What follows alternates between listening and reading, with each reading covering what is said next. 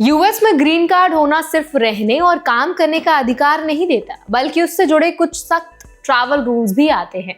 और अभी कई लॉफुल परमानेंट रेजिडेंट्स को विदेश यात्रा के बाद री एंट्री पर एक्स्ट्रा स्क्रूटनी, डिले, यहाँ तक कि डिनायल का सामना करना पड़ रहा है। तो आज इस वीडियो में हम क्लियर तरीके से समझेंगे कब यूएस एंट्री पर सवाल उठ सकते हैं, एब्सेंस रूल्स क्या कहते हैं, फॉर्म I-131 और री एंट्री परमिट कैसे काम करता है, नेचुरलाइजेशन पर क्या असर पड़ता है और इंडियन ग्रीन कार्ड होल्डर्स को क्या सावधानी रखनी चाहिए ताकि आपकी लीगल स्टेटस सुरक्षित रहे और फ्यूचर सिटीजनशिप इम्पैक्ट ना हो। तो चलिए फिर जल्दी से वीडियो को स्टार्ट करते हैं। हाय, मेरा नाम है वर्षा दुबे और आप मुझे देख रहे हैं एनपीटी टेक एड पर। ग्रीन कार्ड होल्डर यानी लॉफुल परमानेंट रेजिडेंट को सामान्य तौर पर यूएस लौटने का अधिकार होता है, लेकिन इमिग्रेशन लॉ इसे कुछ शर्तों से जोड़ता है। लंबी अनुपस्थिति, क्रिमिनल इश्यूज, फ्रॉड कंसर्न्स या अबेंडनमेंट ऑफ रेजिडेंस का शक, ये सभी री एंट्री पर स्क्रूटनी का कारण बन सकते हैं। प्रैक्टिकल लैंग्वेज में समझे तो यूएस अथॉरिटीज ये देखती हैं कि क्या आपका प्राइमरी रेजिडेंस अभी भी यूएस ही है या आपने किसी दूसरे देश में इफेक्टिवली बसना शुरू कर दिया है। अगर उन्हें लगता है कि आपने यूएस रेजिडेंस छोड़ दी है तो री एंट्री पर सवाल खड़े हो सकते हैं। सबसे अहम नियम एब्सेंस ड्यूरेशन से जुड़ा है। अगर कोई ग्रीन कार्ड होल्डर 1 साल या उससे ज्यादा यूएस से बाहर रहता है तो उसका permanent resident card re entry के लिए टेक्निकली इनवैलिड माना जा सकता है जब तक कि उसने पहले से री एंट्री परमिट ना लिया हो। दूसरी तरफ 6 महीने यानी कि 180 दिन से ज्यादा लेकिन 1 साल से कम की अनुपस्थिति नेचुरलाइजेशन के कंटिन्यूअस रेजिडेंस रिक्वायरमेंट पर असर डाल सकती है। कानून के हिसाब से ऐसी एब्सेंस कंटिन्यूटी को ब्रेक करने का प्रिजम्पशन पैदा करती है। हालांकि आप एविडेंस देखकर ये साबित कर सकते हैं कि आपका यूएस रेजिडेंस डिस्टर्ब नहीं हुआ था। यहीं पर री एंट्री परमिट की भूमिका आती है। अगर आप जानते हैं कि यूएस से बाहर 1 साल या उससे ज्यादा रहना पड़ेगा तो डिपार्चर से पहले फॉर्म I-131 फाइल करके री एंट्री परमिट लेना जरूरी है। ये परमिट ये एस्टेब्लिश करता है कि आपका इरादा यूएस रेजिडेंस छोड़ने का नहीं था और इससे आप 2 साल तक बाहर रहकर भी रिटर्निंग रेजिडेंट वीजा के बिना एंट्री के लिए अप्लाई कर सकते हैं। ध्यान रहे, फॉर्म I-131 तभी फाइल किया जा सकता है जब आप फिजिकली यूएस में मौजूद हो और आइडियली ट्रैवल से कम 60 दिन पहले आपको अप्लाई करना पड़ता है।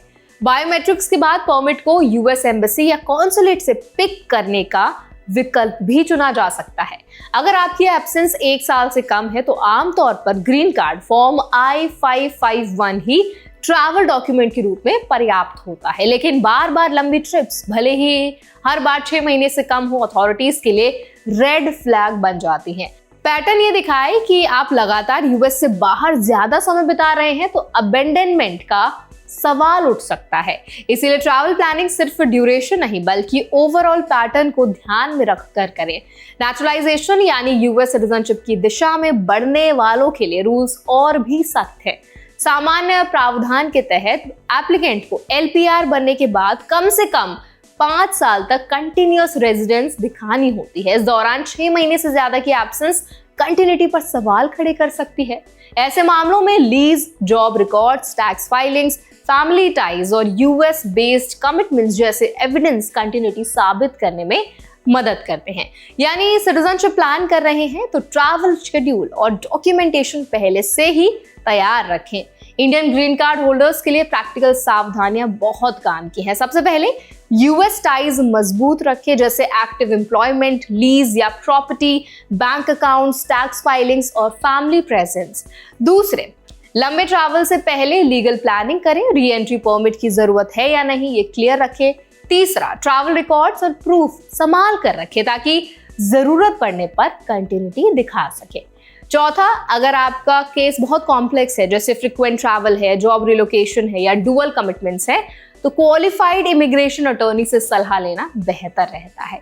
ये भी समझना जरूरी है कि स्क्रूटिनी का मतलब हमेशा डिनायल नहीं होता, लेकिन प्रिपरेशन ना होने पर डिले, सेकेंडरी इंस्पेक्शन या रिमूवल प्रोसीडिंग्स तक की स्थिति बन सकती है। इसीलिए प्रोएक्टिव प्लानिंग ही सबसे बड़ा सेफगार्ड है।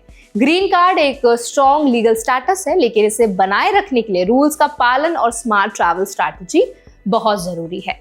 तो आई होप इस वीडियो में आपको समझ आ गया होगा कि अगर आप ग्रीन कार्ड होल्डर हैं और बाहर ट्रैवल करना चाहते हैं तो कितने दिन तक का आप ट्रैवल अगर करते हैं तो वो आपके लिए सेफ है। यूएस से बाहर अगर आप कितने दिन तक रहते हैं तो आपको कोई प्रॉब्लम नहीं होती है, किस टाइप के फॉर्म्स आपको भरने बहुत इंपॉर्टेंट होते हैं। तो अगर ये वीडियो आपके लिए हेल्पफुल रहा हो ना तो उसको लाइक जरूर करें, ज्यादा से ज्यादा शेयर करें। ऐसे और भी अपडेट्स के लिए, वीडियोस के लिए, इन्फॉर्मेशन के लिए हमारे चैनल एनबीटी टेक एड को भी जरूर सब्सक्राइब करें।